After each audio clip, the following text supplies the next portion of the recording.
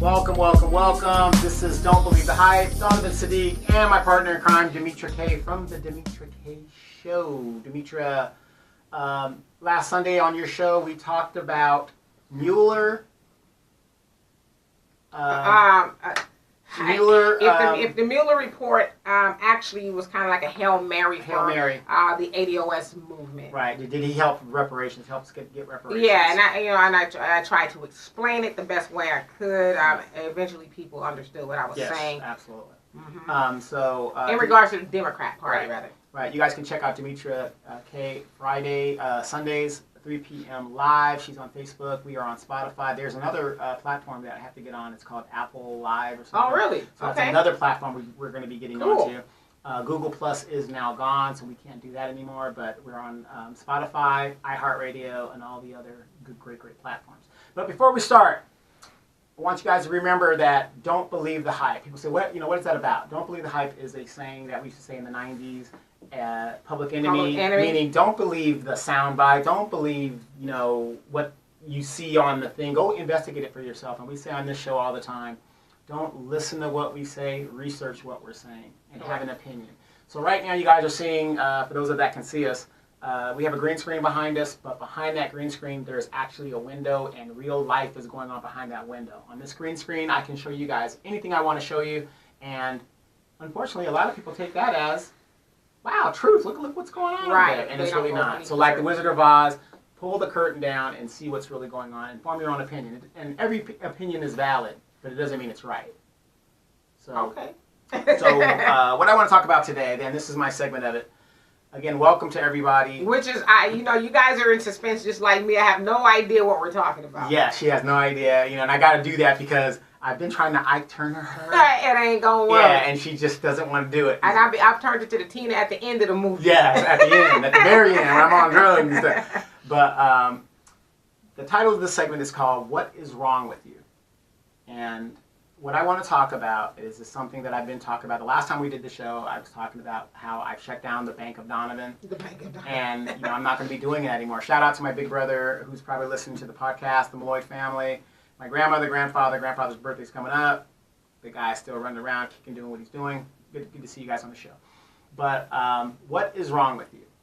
You asking that of me or just in general? Just in general. We got only 45 minutes. Right. That's the title of the show. We always say on this show, stop talking about it and just go do it. Okay. And just go do it. And proof is in the pudding, correct? Correct. Start where you are. Start where you are, what you have. The journey of 1,000 steps, start with the first footstep, right? So what is wrong with you actually is, here's what happened to you. Here's what happened to me. What happened? What? This ain't the tea. This is the coffee. That's the vodka. The Irish coffee. It's the Thunderbird. Yeah. This is what happened to me.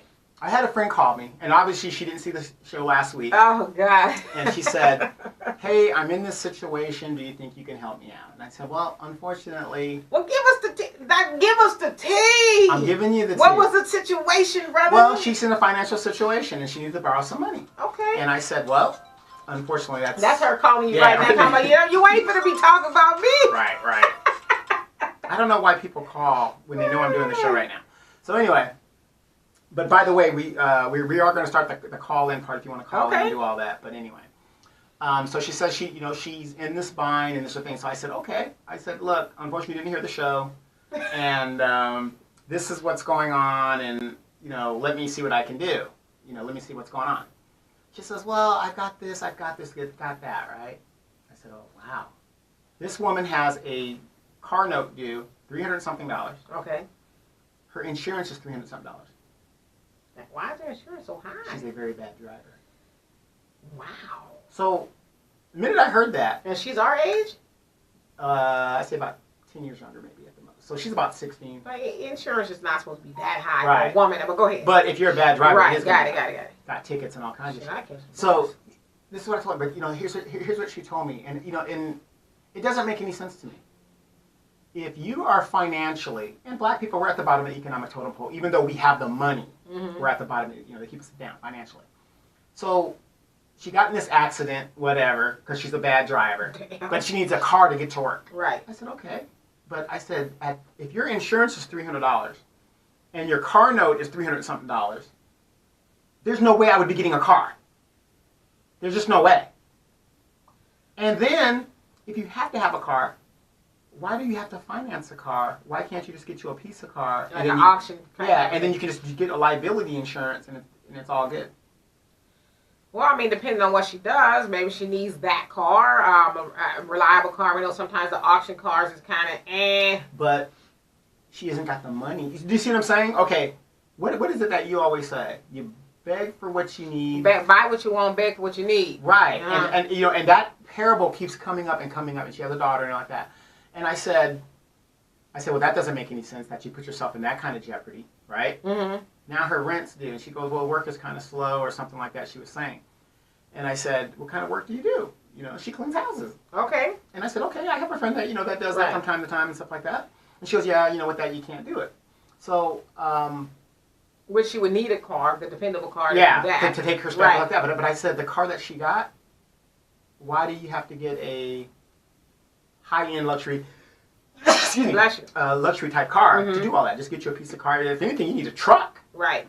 You know, get you a little Tundra or something like that. That's more, you know, that's something, you know, for if you use for your work. But she said, you got to have this car. I said, okay. I said, so you want to borrow this money.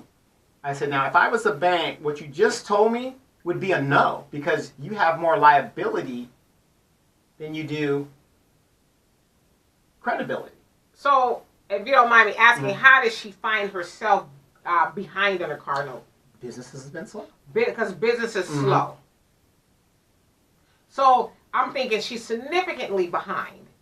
That's what I would say, because anybody that's working would have put some money away for well, a rainy and then day. Usually the car, not that I've ever been in a situation, knock on wood, but usually the car, the company, whoever holds your title, whatever, give you 3 months before they're like, right. Or you go outside in your car, but they warn you. So that's what I'm saying. She's probably significantly behind. And I don't know if she's significantly behind whatever the deal is. Or maybe she doesn't want to get there. Right. And I understand that. But unfortunately, though, so I said, let me come out with some more stuff. Let me see what else do you have, overhead, whatever. What about your child support? Well, I don't use my child support for, I'm saving that for my daughter. I said, wait. I'm about to take this microphone off and go home. Yeah, look, I said this. I said, well, first of all, I commend you for doing that if you're in a position that you can do that. I said, because my son's mom did that, but she worked and whatever the deal is. But you're getting child support to support your child and keep a roof over your child's head and do what you got to do with the money for that and to transport your daughter to and from. The thing is, yes, you live with your daughter. You're the custodial parent. I understand. As a father, you know, you're the one that's got to do it, so that's where the money goes. Right. Well, I don't want to do that. Okay, can I just add? Yes. I just have a question.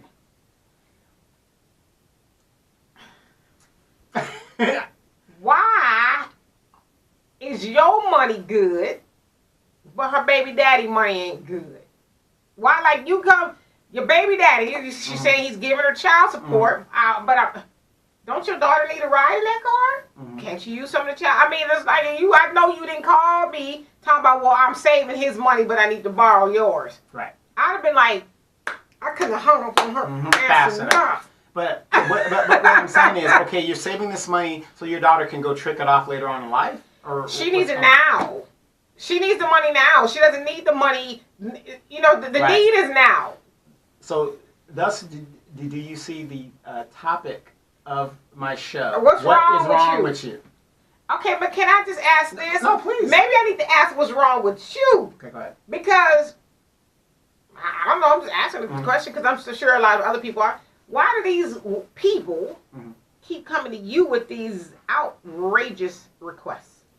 Well, let's get into the Donovan syndrome, right? I'm with it because I'm curious. I mean, I'm a nice guy when it comes down to it. Yeah. And what it is, and here's what I think, and this is my scenario. I wasn't raised in the hood or the ghetto or not, thank God. Okay. Thank God. And when they see me, they see an L7, they think that I'm stupid. You said an L7? L7. What was an L7? L7, put L7 together. A loser. Square. You learned something new. I think mine is more like got it. Okay. It's a square. I got you. So if you're in the game, right, and you see a square, what did you say if a person is dumb? They say, the old people say you see a fool bump, you see a fool bump his head. Right. So like they, people see me and they say, "Oh, Donovan, he's doing okay. We know he's retired. He's a young retiree or whatever." And they think, "Well, I can get over it. Like he ain't with the streets." Even if you ain't with the streets, at least lie. Don't tell me, well, listen, I'm saving my baby daddy money or my child support money for the future, but I need to borrow money from you right now. Right, but the thing is, so she's telling me this, right? She's thinking she's giving me the sob story, whatever.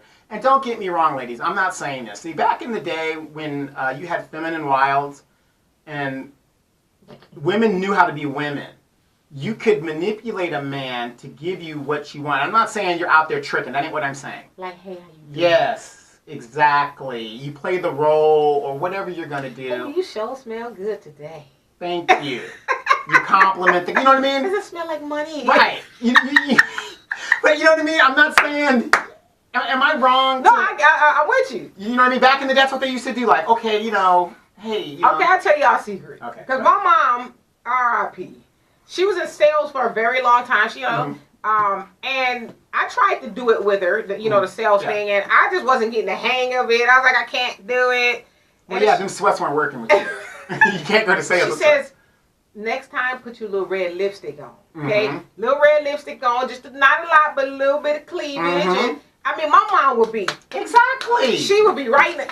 Yeah, okay, here, right? I mean, my mom was making bank. Use what you got to get what you want. And my sister said the same thing. She says, sometimes, because like she lives in the South and stuff, and she'll have older guys, fix her car or something, And I said, what did you do it? She says, oh, it's the red lipstick. And them big full lips. Exactly. Thank you, Mr. Smith. But that is the power women have over men to influence men to do certain things, right? Right. And I'm looking at the girl, and I'm not saying that, but the thing is, I'm looking at her like, okay, you're a fairly young woman, you're an attractive woman, and everything like that. I'm thinking, okay, well, show me something. Show me, your womanly wilds. Well, no, but you know what I mean? Like, hey, don't call me on the phone and talk about, well, I need this, you should come like, hey, nigga, I need some money. No, she was like, hey, what are you doing? She's younger than us, so she's playing that younger game that doesn't get you nowhere. That doesn't get you nowhere, because if you really wanted to talk to me about borrowing money, women our age, back in our day, you would have met me at lunch. With the cleavage showing, saying, look, Donovan, Or like, you like my lipstick? Right, you got the mini skirt on with no drawers, a swap meet dress. Right, you got the body on. Right, you know what I mean? Some sandalwood. Give me something. So, I had to tell the girl, I said, look, based on all the stuff that you've told me, even if I was a bank, I would deny you a loan because you are so deep in the hole. Even if I gave you, it would be useless to give you this money now because you would be right back again next month. You're not getting out of And you ain't going to try to give it back to me no time soon. I'd be last in line to get my money back. Right. And so that's when she'll be trying to wear the red lipstick. Oh, I ain't got it. And by then it's really too late. And so that is why I keep saying, what is wrong with these girls? You're living these young people. You're living a lifestyle you can't sustain. Why do you got to get a Cadillac car to do your business? Because they got one. That doesn't make any sense. Everybody else got one. Right. I can't be the one rolling around here in no Volkswagen. Right. You crazy. Right. But, you're smoking $10 cigarette packs. But you need my money. Well, I just think, too, with people like that, I mean, she's young, but she ain't that young. They just don't think people are going to take it to that degree because in her mind, she's probably like, why y'all up in my business? Exactly. But I just asked you for some money. Why you got to know how come I'm in the... That generation doesn't know what no means. Remember, hell no. But now these kids, they don't take no for an answer. It's like, oh, I'm going to get it regardless. Yeah, I mean, because I was young once. Not too long ago. I was young. I was in high school 7 years ago. But even then, when I was young, I was never financially stupid. Because I would see, other girls back then, you 20-year girl. I would see them my age, and they would be having these high-end purses and big giant car notes they couldn't pay for. And some of them would have to rook dudes for the money. And I hate to use the word have to, but Yeah. That's what they felt like they needed to resort to is well, I'm gonna go, and sweet talk him. Some would even give him some, or allude to him that he was gonna get some to just pay the rent or buy food. Right. And so I would sit back and watch that. And a lot of times, some of my friends would tease me, "Oh, you never spend no money." I said, "No, it's not that I don't spend money. I have myself and a child to take care of, and I need to keep a roof over our head in the car that we do have, and we like to eat every once in a while. So those are the things that's important to me. Right. Not being out here in the club with y'all Right. every weekend, trying to get these dues and looking like I got something. I'm gonna take my ass back to my factory job because that's where we work, Frito-Lay. Right. They pay good money, but still. Right. And another thing I found out in her living conditions, I'm thinking, well, how much rent do you have? She lives with her mother in a big house in Victorville where she has to pay half the rent. And I was like, well, why would you live with your mom paying half the rent and the mom doesn't work with the mom that does daycare for the day, which saves a lot of money, which is smart. And I'm just thinking like, you might as well just move out. And I said, so basically, what I'm saying is you and your mom are getting over, because if you're there paying half the rent and your mom doesn't work and she just takes care of the baby, if you weren't living there, your mother couldn't live there either. Well, I just feel like this, though. I don't know if it's a matter of getting over, but maybe your mom was like, you a woman, you got a child, and you got a job. Even if I was able to pay all the rent, why should you stay up on me for free? Right. You was going to, like you said, to your point, if you was going to move somewhere else, you're going to have to pay rent. So why not pay something here? We should both be better off. Right. If you're paying some rent and I'm paying some rent. Agreed. This is what's wrong with you. If mom is there and you're paying half the rent there, shouldn't you guys be ahead? Well, that's what I'm saying. But again, and I hate to keep attributing things to demographics, but California, even in Victorville, used to be the cheapest real estate. But that's where a lot of retirees and different people are going. All the Negroes from LA got pushed out there. Yeah, and I actually read an article saying that a lot of people from LA are just leaving in droves. Yeah, they're leaving. And so it is hard times. It's expensive to live out here, and so. To your point, there's a lot of people who are having to live together. But to the other point, that we are living together, don't just be tricking off all your money. That's what I'm saying. Yeah, why is it that... So she bypassed her baby daddy, who allegedly is giving her child support, and then her mom, and God knows whoever else to come ask you for, what, $300? Or whatever she's asking for? She didn't put enough. She was just saying. To because when she added up what was late, I was like, that's almost $1,700. And things that she needs in the next couple. Damn, these motherfuckers is asking you for big ticket items. That's what I'm saying. You ain't asking me for 170, but 100, And what kills me is when you ask them, well, what is it, and how'd you get this situation? Oh yeah, I'm all up in your business. They get offended. Oh no. They get offended. No. And it's like she was waiting for me to come up with an answer and just say, hey, oh yeah, here's 300. I was like, no. I said, I'm all up in you. First of all, even if I was going to entertain giving you that money, I'm in your business, sister. Because I need to know what brings you to my doorstep. What are you doing? Because that also says, like you said to you, I'm not getting my money back. I'm going to be the last Negro standing waiting with my hand out for you to give me my money back. And you're going to have a whole bunch of excuses. Well, I had to pay my car again. And, my mom had to rent. All that. So, yeah, all I can do is give you some advice. But she stayed on the phone, like, waiting for me to, like, okay, yeah, meet me over here at the ATM or I'll send this. And I was like, well. She didn't ask you to cash app it to her? Yeah. I was like, well, I hope you really come up with a solution. Or you just left her hanging like... Yeah, what else could I do? Well, it's not your solution to come up with. Because the thing is, she didn't come up with a solution for me. Do you see what I'm saying? Like, well, that's not your solution to come up with. I'm not asking you for the money. You asking me. Right. All I'm saying is if I was a woman and the situation was reversed, I would use my feminine wiles to do what I got to do. I'm not saying I would be out there hooking or whatever, but, hey, is he kind of cute? Maybe, I might do something. But it goes, what's wrong with you? Because how did you get to this point? We're all the way up here. Now you're here. Where's your savings? Where's your this? Where's your that? I know things slow down. How many times on this show do I give advice about stocks that are out there? Often. And yet people will not go and get those stocks. Well, it's only like $16. I used to be a financial planner, if you will, in the financial services industry. And as you're sitting down with the person, before you give them advice, you have to go into their lifestyle. You got to look at their budget and see what expenses they have and what they're actually spending money on. And so until you do that, it's hard to tell. And I know, Mhm. stocks is, optimal for a lot of people. Yeah, for a lot of people. But it's hard for a person to go get stocks and other investments if they can't, if they have a lot of bleeding going on as far Sure. as their finances. Sure. And so what's going to happen is she's got a $1,700 need somewhere. Mhm. Let's say she does go get stocks. What do you think she's going to do eventually? Sell it. Yeah, she's going to sell it. So Mhm. then she's going to have all the tax implications and all that other stuff coming at the end of the year. Because, so she needs to get a hold of why she's in that situation Mhm. first. Otherwise, she's just going to withdraw. And I mean, I used to sell life insurance to people, and I sometimes I wouldn't even write the policy because I see Because what you you got know, going on, right. and I get the charge back. Right. They take the money from me once Right. they pay me when you default on the policy. Mhm, mhm. So Wow. So yeah. So and going to your original question, why do they keep thinking of me? What it is they think that I'm just like this L7 running around like, oh, I can just get over on him. Let me just you know what I mean? right. I don't know if I look that way or whatever. No, because I've known you for a long time. I don't think it's that you look that way. I think you do have a really big heart, and you should have a really big heart.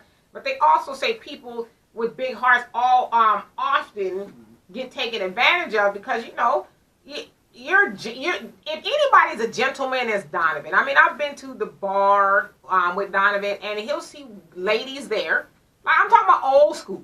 He'll see ladies there, and he'll say, tell the bartender on the slide, whatever they're having, I'm paying for it. Hey, I got their drinks or whatever the case One is. round. Okay. So I know that is your situation. Yeah. So most gentlemen, they don't like to see women, especially bad off in a hardship if you can help. But at some point in time, it does harden you a little bit because you're like, all these women that I've helped have not returned my money. I'm gonna turn my money. They're sleeping with Ray Ray and Pookie. Right. Oh, I'm saving my baby daddy, my child support money, but I won't show money. I mean, even with the bar scenario, the one time that I specifically remember, you bought the drinks. They didn't even come by and say thank you. Yeah, they didn't come by and even say thank you. It was just Yeah. They're like, And then nigga, you lucky to buy me a drink. And then he was like, and then they sit up with a dude, standing up talking to the dude, pants sagging, and their cups is empty. Right. And he won't even say, hey, let me get you, what you drinking? No. And that's and see, and that's what's wrong with you. When I was What's wrong with you? when I was that dude that was like treating women like shit and just dogging them out, they loved me. I don't know why that is. I couldn't get enough of them. Right. But then when I said, you know what, this ain't right. They do say though, women, like a man with a little thug in him. I do got a little thug in me. But I think they lie. I think they like a man with a more thug and less nice guy. Right. But like me, I can't say that I was attracted to a thug per se. I like a man who's a little bit on the assertive side, like I'm a I got my backhand to you, but who can make decisions. So I like that. But yeah, because that's like my ex, the girl that got me right. So that's the one that was in the video I showed you, LaDonna. Mm-hmm. She used to get moist when I got aggressive, or if I had to handle a situation and I had to inflect my voice and really. It got her. I mean, she just got hot. But I think when you get older, comes in wisdom. Because as an older woman, gosh, that sounds bad when I say that. As a woman who's getting older, I'm 48. The nice guy is more attractive. Because when you're younger, you don't have an idea of what you're really asking for. Because usually that tough guy, that thug, as they would say, comes with a lot of nonsense. Right. That thug is rolling off in your car, and he's, ain't bringing no food, and he done lost his job for the 15th time that week, and, he's got a plethora of baby mamas, but he, the bed, and, and all that other stuff. Right, y'all smoking together and shit, all of that, y'all having a good time, but then when it comes to time to pay the rent, that thug is like, well, and speaking of, when it's time to pay that rent, ladies, some of you guys might know what we're talking about. What's wrong with you? Okay, what's wrong with you? Have you noticed that when the first of the month is coming close by, that's when y'all get in arguments? He's chunking up the deuces. I'll be back. And then once the rent is paid, oh baby, I'm so sorry. Daddy's home. Yeah, right. So y'all better wake up. What's wrong with y'all? It's sad. It's just a sad situation. So I don't know why, it's been going like that, but I had to tell the young lady, obviously you didn't hear my last show. I said, I'm done at this point. I She's said, probably like, well, forget you then now. well, again, and don't get me wrong, I'm not saying go out there and spread your legs or, do what you got to do, but like you said, you've got child support money. Yeah, okay, we understand what you would like to do, but you got to live right now, and I told her that. You got to live right now. Old people say, you're not going to good time Charlie on your money and then come ask me for mine. Like my mom used to always say, your money is green just like mine. Just like mine. And it has the same buying power. Yeah. Same buying power. Right, you got money. So I'm going to start doing these What's Wrong With You? What's wrong with you? Episodes, Earlier today, me and Dee, I saw some videos and I transferred into digital. These are old videos when I was a younger man and, my niece and stuff like that. And you look at my niece when she was a baby and now she has a baby of her own. But unfortunately, with all the examples of what a real man is, she got her some nothing out of the street. She got some thug loving. Right, out of the street. Let's see, what do you call them? Street urchins? Street urchins. And if you don't know what an urchin is, jump into the ocean. It is that thing at the very bottom. It's a bottom feeder. Damn. It has the little prickles. Yeah. That's a street. That's an urchin. It's called a sea urchin.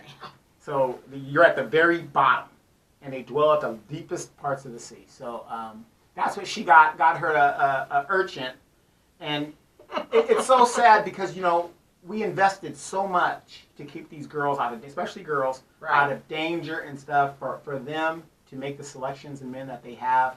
What a waste of time. What a waste of money, time, and energy. Well, where do you think what went wrong? What went wrong, in my opinion, is this. And I know it's not going to be popular, but this is my observation.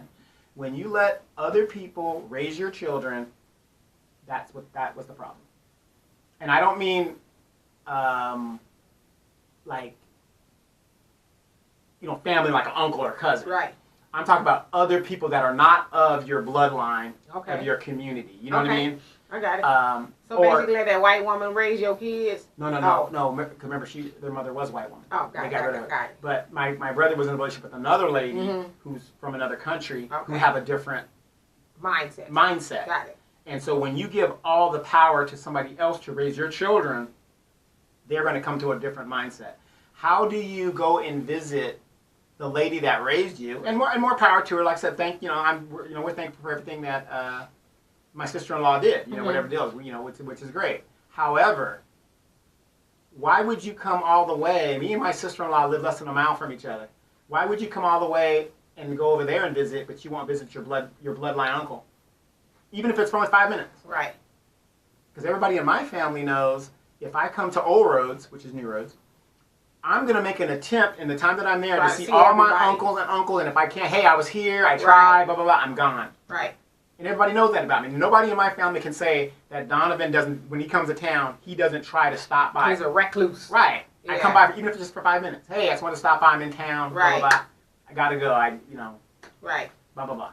And, and that's what I'm saying, those kind of values. And unfortunately, my nieces came up with the values of, we're going to grind your bones until there's nothing left. You only hear from them when they need something.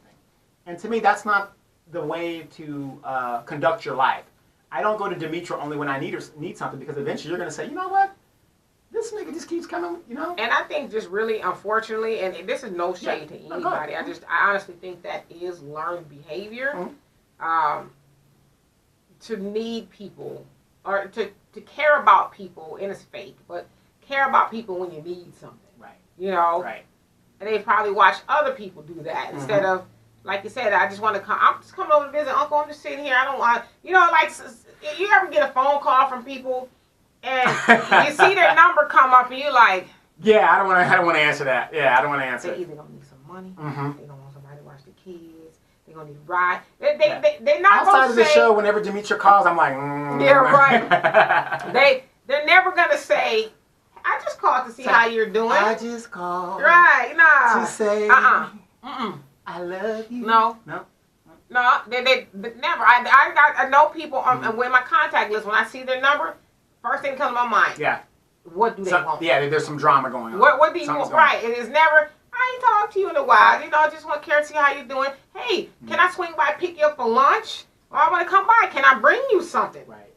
Mm-mm. No, well, and the sad thing is with technology now, there's no excuse. You think you'll get to, hey, Uncle, how's it going?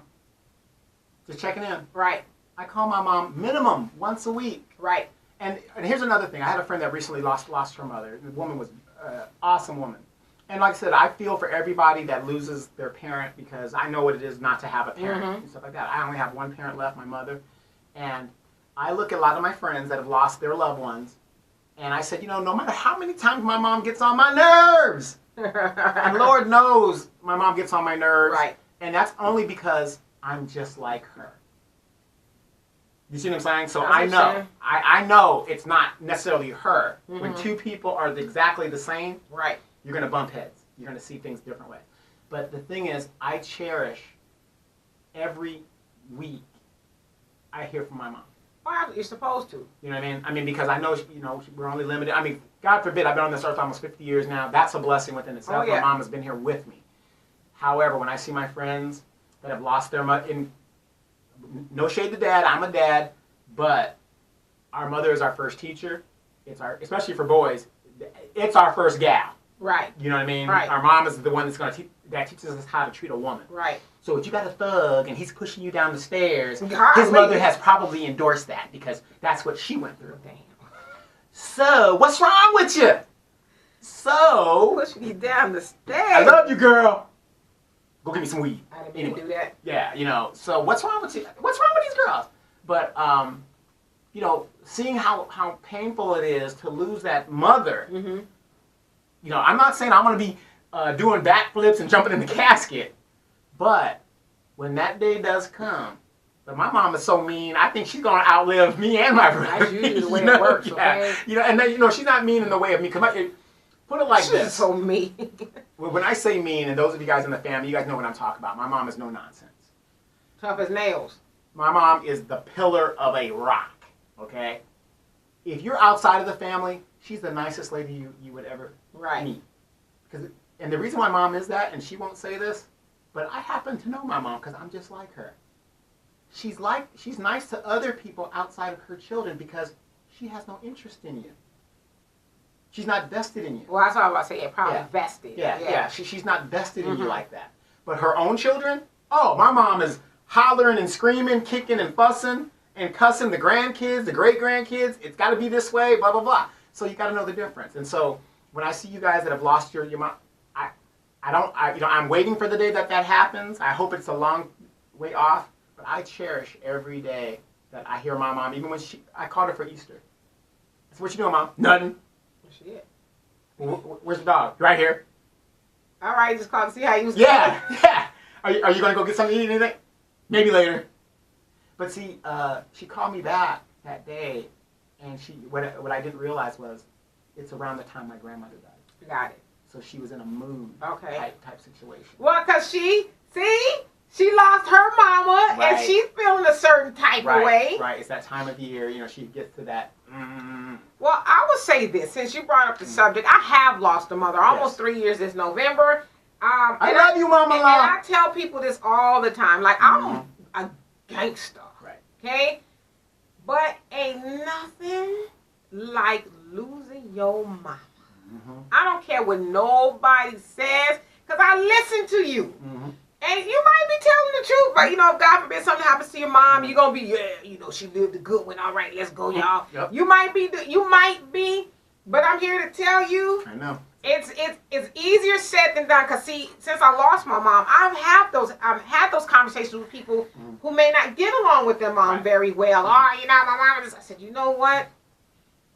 Take it from me. You don't have to. I'm just saying, it's gonna come a day where you just long for one of those arguments, Yes. or long for one of those days, and your mama got on your last nerve. Are you gonna wish that you just one more time, and I will be good if she was just a, tell me what to do, even though I didn't want her to do it. I'm telling you. And so obviously the grieving process is different for everybody, and so to your point, you can lose a whole lot of people. But when you lose a mama, it's you cannot describe it. Now, obviously for me, it's been, almost 3 years, so I'm a little better. Yeah. No, actually, I'm a lot better. A lot better. Because for one, I understood and understand the process of death. It's a and circle grieving, of life yeah. and grieving. So I've been able to get a lot better with it. But there's times where I'm fine one moment. You know, Midnight Train to Georgia comes on, which was my mom's favorite song. And I'm leaving. My mama. You know, so, but it hits people differently. So that's why when I hear people taking death, especially if their mama one way or the other, I don't judge them. Because it's just, I mean, some people don't cry at all. You know? So it's just different for everybody. But I agree with you in that you should cherish your mama. And your daddy, like I said, ain't your daddy too. But you should cherish your mama for as long as she's here. She's here, exactly. Because you never want to live with that. I wish I woulda, coulda, shoulda, and I just didn't tell her enough, and she should have known this, and she should. Like I don't do that to myself because I know that's gonna make me worse off. Oh my gosh, she just would have known, but. You know, I know she knows. Right. Because when I say she knows, I don't feel like she's gone forever. Physically, she's not. That's why I said I understand, you know, how death works. I know she's physically gone, like body-wise, but she's still here. So Spirit, all the presence. things that I would need her to know, she knows. Right. You know, but God forbid that happens. Well, you know, and you know, like I said, I look at people and I learn and I say, wow, you know, that's got to, because my mom was my everything. When people say literally they're everything, my mom was my everything. When my dad was gone, that was it. I mean, but I've also learned to understand my mom. You know what I mean? And accept her for I'm telling you, who she is. My mom was my everything too. You know, but like that's the person you've been with your whole entire existence, and even before you step foot on the planet. That you were connected to that person. Always had my back. And then when that person is no longer physically here, then you just are I understood the term motherless child. I honestly understood what that meant. Because, you know, you could call a lot of people, but that you might need to have that conversation. And you can have whatever that conversation you can have with a lot of people, but it ain't going to be the same. Right. Because it's that, unless you know, you're having that conversation with your mom. Right. You know, and like I said, you know, you've met my mom, right? Of course. You know, and the funny thing is, like a lot of people that meet her, now not my friends, but like her people that you know her age, they're like, oh, your mom don't play. It's like no. My mom, you know, she's not mean, but she's not. My mom was a disciplinarian. Yes, and that's what a lot of kids don't have nowadays. Right. My mom, she isn't. She put expectations on me and my brother. She has expectations. I mean, this woman's going to be 69 years old this year in June, and she's going back to school. She's not going back in the workforce. You know, my mom is just, to understand her is just like, wow. She's doing her thing. She's living her life, doing it on her terms. And then when you look back on it, you know, I look back on it and I say, wow, you know, she's going back and finishing business. You know, she's not going in the workforce. You know, she has her thing. You know, like I said, we argue about things I do in the house and stuff. But here's the caveat of the whole thing.